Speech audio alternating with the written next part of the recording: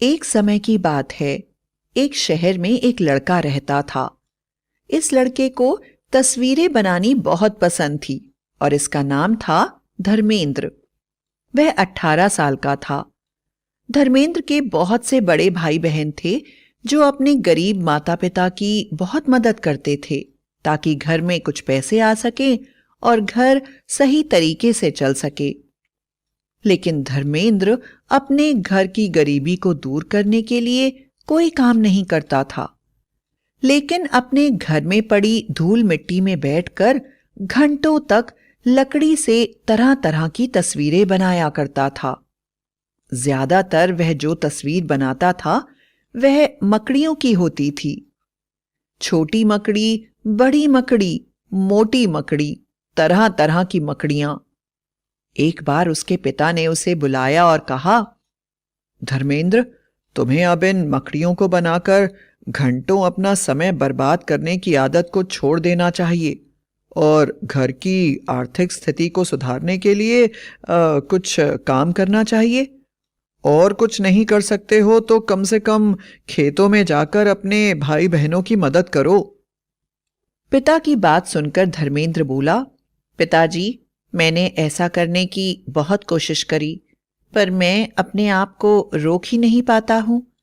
लेकिन फिर भी आप कह रहे हैं, इसलिए मैं जरूर इसकी कोशिश करूंगा। धर्मेंद्र बहुत मेहनत करके अपने आप को इस आदत से बचाने की कोशिश करने लगा और अपने भाई बहनों की मदद करने के लिए जाने लगा। लेकिन अगर उसके सामने से कोई भी मकड़ी गुजर जाती तो वह सब भूलकर तुरंत उसकी तस्वीर बनाने लगता। आखिर उसकी आदत से परेशान होकर उसके पिता ने एक बार उसकी मां से कहा, हमारे धर्मेंद्र का कुछ नहीं हो सकता, वह कभी अच्छा किसान नहीं बन पाएगा। पति की बात सुनकर धर्मेंद्र की मां ने धर्मेंद्र के पिता से कहा, हो सकता है कि वह कोई साधु बन जाए, जिससे कि वह अपना जीवन पूजा पाठ से मिलने वाले अनाज और पैसों से बिता सके। आप उसे मंदिर में क्यों नहीं ले जाते? पत्नी की बात सुनकर धर्मेंद्र के पिता को भी यही बात सही लगी और वह उसे लेकर मंदिर की तरफ चल पड़े। मंदिर के पुजारी ने उसे लिखने के लिए एक पेन दिया और कुछ मंत्र लिखने को कहे। उन्होंने उसे पेन से लिखने के लिए स्याही भी दी। पहली बार उसने स्याही को देखा था। वह बड़ा खुश हुआ और मंत्र लिखने बैठ गया। उसने जैसे ही अपने पेन को स्याही में डुबोया और पहला शब्द लिखा तो वह हैरान रह गया। उसके हाथों से मकड़ी के चित्रों के सिवा कुछ भी नहीं हो पा रहा था। उसने पुजारी द्वारा दिए पूरे कागज पर सिर्फ मकड़ियों के चित्र बना दिए। यह देखकर पुजारी को बड़ा ही गुस्सा आया और उसने कहा, धर्मेंद्र, तुम इसी समय यह मकड़ियां बनाना बंद कर दो, वरना तुम जिंदगी में कभी साधु नहीं बन पाओगे। धर्मेंद्र ने हाथ जोड़कर पुजारी से कहा, महाराज, मैं जानबूझकर ऐसा नहीं कर रहा हूं। मैं पूरी कोशिश करूंगा कि ऐसा नहीं करूं।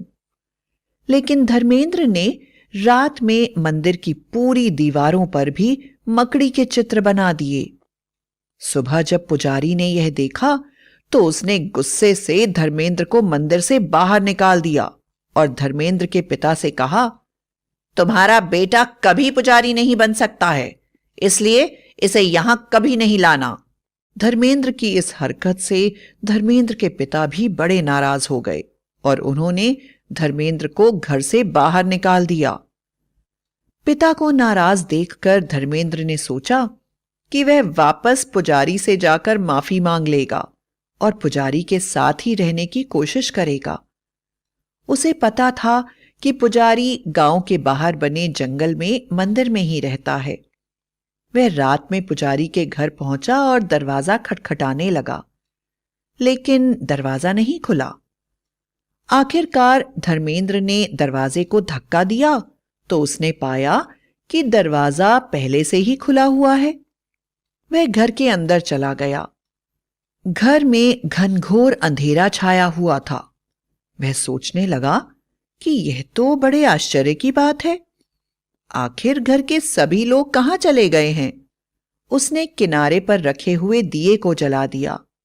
उसने देखा कि कमरे में कुछ कागज पड़े हुए हैं। वह फिर सब कुछ भूल गया और उन कागजों पर मकड़ी के चित्र बनाने लगा। दीवार पर एक दीवार के बराबर ही कागज था। धर्मेंद्र ने उसके ऊपर भी दीवार के बराबर बड़ी मकड़ी बना दी। आखिरकार जब वह थक गया तो दरवाजा बंद करके बाहर सोने चला गया। वह कमरे के बाहर आकर सोने की कोशिश कर रहा था कि अचानक मंदिर से एक भयानक आवाज आई। आवाज को सुनकर धर्मेंद्र बुरी तरह से डर गया। उसने ऐसी भयंकर और खूंखार आवाज पहले कभी नहीं सुनी थी। आवाज लगातार धर्मेंद्र को पुकार रही थी। धर्मेंद्र, धर्मेंद्र, आओ धर्मेंद्र, मेरे पास आओ। वह सोचने लगा कि मंदिर में इतना भयंकर जानवर कैसे आ सकता है।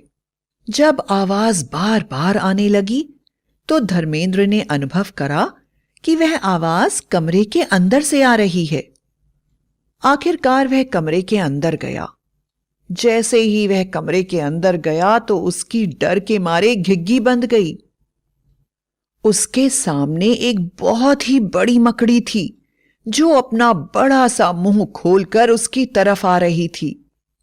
डर के मारे उसने अपने आप को कमरे में रखी अलमारी में बंद कर लिया और उसमें घंटों बैठा रहा। आखिरकार सुबह हो गई और बाहर से उसके पिता की आवाज आने लगी। धर्मेंद्र, धर्मेंद्र, कहां हो धर्मेंद्र? घर वापस आ जाओ। वह समझ गया कि उसके पिता उसे ढूंढ रहे हैं। वह जल्दी से अलमारी से निकलकर मंदिर के बाहर भाग गया और अपने पिता के गले लग गया और रोने लगा। वह बोला, पिताजी, मंदिर में एक राक्षस के बराबर मकड़ी है। कल वह मुझे खाना चाहती थी, लेकिन मैंने किसी तरह अलमारी में छुपकर अपने आप को बचा लिया। मुझे यहां से ले चलिए पिताजी। धर्मेंद्र के पिता को धर्मेंद्र की बात पर बिल्कुल भी विश्वास नहीं हुआ, लेकिन फिर भी वह धर्मेंद्र की हालत देखकर उसे वापस घर लेकर आ गए।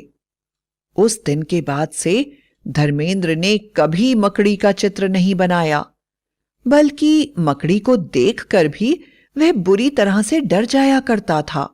एक बार परिवार के सभी लोग सो रहे थे तो अचानक घर के बाहर जोर जोर की भयानक आवाजें आने लगी और सभी की नींद खुल गई। जब सबने बाहर देखा तो सबकी सांसें रुक गईं। घर के बाहर सच में एक राक्षस के बराबर भयानक मकड़ी खड़ी हुई थी और धर्मेंद्र का नाम लेकर जोर जोर से पुकार रही थी। धर्मेंद्र, धर्मेंद्र, बाहर निकलो। मैं तुमसे विवाह करना चाहती हूं। मैं मकड़ियों की रानी मकड़कन्या हूं। मैं तुम्हारी पिछले जन्म की पत्नी हूं। तुम मुझे पहचान नहीं पा रहे हो। याद करो कि तुम हर समय मेरा ही चित्र बनाते रहते हो। अब मैंने बड़ी मुश्किल से तुम्हें ढूंढा है और अब मैं तुम्हें अपने साथ लेकर ही जाऊंगी। आओ मेरे पति, बाहर आओ। धर्मेंद्र मकड़ी की आवाजें सुनकर डर के मारे अपने पिता के पीछे छिप गया। उसके पिता ने मकड़ी की बातें ध्यान से सुनी और उन्हें उसमें सच्चाई नजर आने लगी। वह सोचने लगे कि यह बात सच है कि धर्मेंद्र कोई दूसरा काम नहीं करता है सिवाय मकड़ी की तस्वीरें बनाने के। कोई ना कोई बात तो जरूर है जिसके कारण मकड़ी इसके पीछे पड़ी है। कुछ देर के बाद मकड़ी वहां से चली गई, लेकिन धर्मेंद्र के पिता धर्मेंद्र को लेकर गांव के पुजारी के पास पहुंचे और उन्होंने सारी घटना के बारे में पुजारी से बात करी।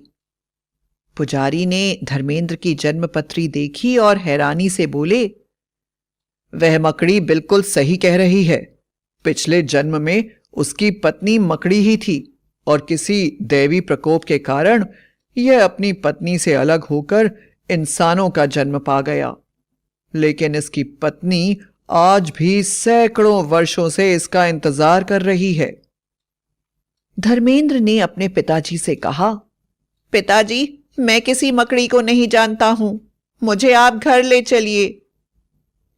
अभी वह पिताजी से बात ही कर रहा था कि अचानक उसने एक छिपकली को अपनी तरफ आते हुए देखा और कूदकर उस जगह से दीवार की तरफ चला गया और मकड़ी की तरह दीवार पर चिपक गया। छिपकली उसके पीछे चल रही थी और वह तेजी से दीवार पर भागता चला जा रहा था। पुजारी और उसके पिता धर्मेंद्र का यह हाल देखकर हैरान रह गए और बुरी तरह से डर गए। धर्मेंद्र के मुंह से लार्वा निकल रहा था और उसके हाथ पिघलकर नीचे गिर रहे थे और हाथों की जगह मकड़ी के पैर निकल रहे थे।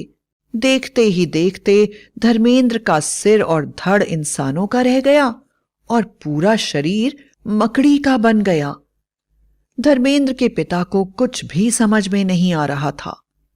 वह अपने बेटे से बहुत प्यार करते थे और अपने बेटे को इस हाल में देखकर पूरी तरह से अपना होश खो बैठे थे और रो रहे थे। अचानक मकड़ी के रूप में धर्मेंद्र अपने पिताजी से बोला, पिताजी, आप जल्दी से जल्दी पुजारी जी को लेकर यहां से दूर चले जाइए। कुछ ही देर में मैं पूरी तरह से मकड़ी बन जाऊंगा और मैं किसी को पहचान नहीं पाऊंगा। हो सकता है कि मैं आप लोगों का खून पी लूं। मुझे ऐसा अधर्म करने से बचाइए। पिताजी उसकी बात का कोई जवाब देते इससे पहले ही धर्मेंद्र की आंखें भी मकड़ी की तरह बदलने लगीं। उसके मुंह से खतरनाक आवाज आने लगी और वह जोर जोर से चिल्लाने लगा, मकड़ कन्या, कहाँ हो तुम? मैंने तुम्हें पहचान लिया है। तुमने सैकड़ों सालों मेरा इंतजार किया है। लो, अब मैं वापस आ गया हूं। जहां भी हो वहां से तुरंत मेरे पास आ जाओ। हम मिलकर इस गांव को अपना घर बना लेंगे। इन गांव वालों का खून पीकर हम यहाँ पर एक बड़ा सा जाल बनाएंगे और उसमें आराम से रहेंगे। कुछ ही देर में न जाने कहां से मकड़ कन्या भी आ गई और दोनों एक दूसरे के गले लग गए। उनके गले लगते ही आसमान में जोर जोर से बिजली कड़कने लगी और गांव में जगह जगह आग के गोले गिरने लगे। गांव वासियों के घर जलने लगे और गांव वाले मदद के लिए पुकारने लगे। गांव के बाहर ही एक सर्प कन्या अपने पति के साथ घूम रही थी। गांव वालों की पुकार सुनकर वह उनकी मदद करने के लिए वहां गई। मकड़ कन्या और उसके पति का सर्प कन्या और उसके पति के साथ भयानक युद्ध शुरू हो गया। दोनों एक दूसरे के ऊपर तरह तरह के जादुई हथियारों का प्रयोग करने लगे। सर्प कन्या ने अपने पति के साथ मिलकर धर्मेंद्र और उसकी पत्नी पर अपने विष की बरसात कर दी, जिसके कारण उन दोनों का शरीर बुरी तरह से जलने लगा और पूरी तरह से नीला हो गया। लेकिन उन्होंने हार नहीं मानी। वह अपने मुंह से विष से भरे हुए जाल को फेंकने लगे, जिसमें सर्प कन्या और उसका पति बुरी तरह से फंस गए। मकड़ी के जहर भरे जाले में फंसकर सर्प कन्या अपने पति के साथ बुरी तरह से तड़पने लगी। अपनी रक्षक सर्प कन्या का इतना बुरा हाल देखकर गांव वाले गांव की रक्षक महादेवी को पुकारने लगे। महादेवी ने गांव वालों की पुकार सुनी और उनकी मदद के लिए आ गई। रक्षक देवी ने सर्प कन्या को अपने मंत्रों के जादू से जादुई जाले से बाहर निकाल दिया और धर्मेंद्र और उसकी पत्नी मकड़ कन्या को श्राप देकर पत्थर का बना दिया। धर्मेंद्र के पिता को जब यह बात पता चली तो उन्होंने महादेवी से प्रार्थना करी कि वह उनके बेटे को वापस धर्मेंद्र बना दें। महादेवी ने धर्मेंद्र के पिता की करुण प्रार्थना सुनकर धर्मेंद्र को वापस धर्मेंद्र बना दिया और मकड़ कन्या को मृत्यु का दंड देकर हमेशा के लिए मोक्ष दे दिया।